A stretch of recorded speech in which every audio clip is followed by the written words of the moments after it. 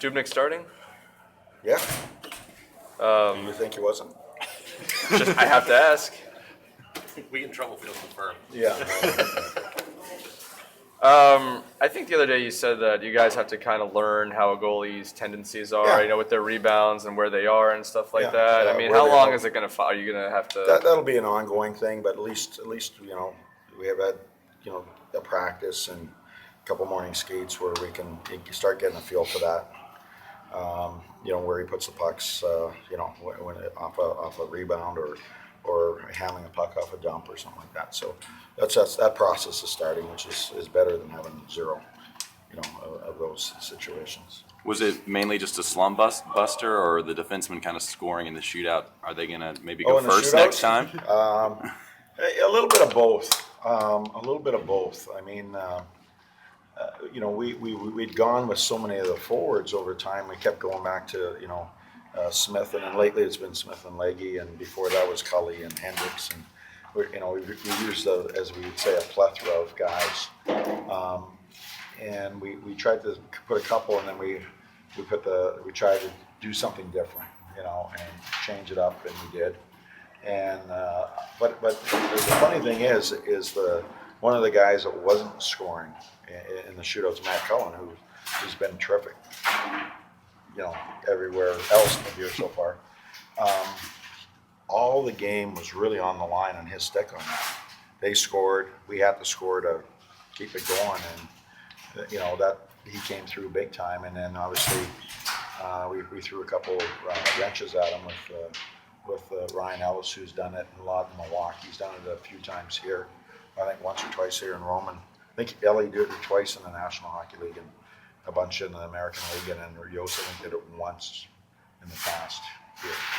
Is Ellis an automatic now for the top? There's no such thing as automatic for us, but what it does is I think it got a little bit of an elephant out of the room, if you will, a little bit, because we've lost so many games that we've played very, very well, and they either tie it up late or we run into a goaltender who's standing on his head, and then we get to the shootout, and we've put in a great 65 minutes, and then it comes down to a shootout and it just rips your heart out. And we're trying to scrounge for every point, so that one would have hurt.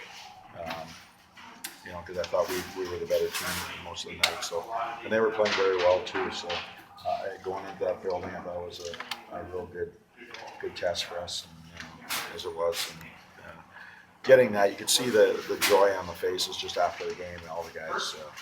And it was the D. I thought the D had a really strong night. That's why we started going with a lot of the D. I thought our D had an excellent night for us, so we just changed it up. Looking at Dubnyk, being a big guy, is there an organizational preference for real big goalies? Yeah, the word preference, yes. It's not a mandate, but probably a preference. If you, as Mitch would say, you have to choose from all the people in the world to play goal, and you can use that to your disposal. Why not try to fill the net with as much size as possible? And if you get someone who's athletic and has size and is very competitive and has a good hockey IQ, you end up with Pekka Rinne. So, size would be a little bit of a preference, but it's not a mandate. I think that you saw in the World Juniors a player like Saros, who's a smaller goalie. I think his game is going to be able to translate to the higher level in time. Just like there's smaller goalies like Bernier and Quick in LA. But you're gonna have to defend, a little bit different. They play differently than other guys. So, but yeah, if it's a preference, you always want a little more size. I've seen the Avs a couple times this year. What do you think's been the biggest difference for them this year as opposed to maybe the last couple of years? Well, a couple things. They I think Patrick's done a really good job of getting him to believe that they're a good hockey team. But he's got them to play defense.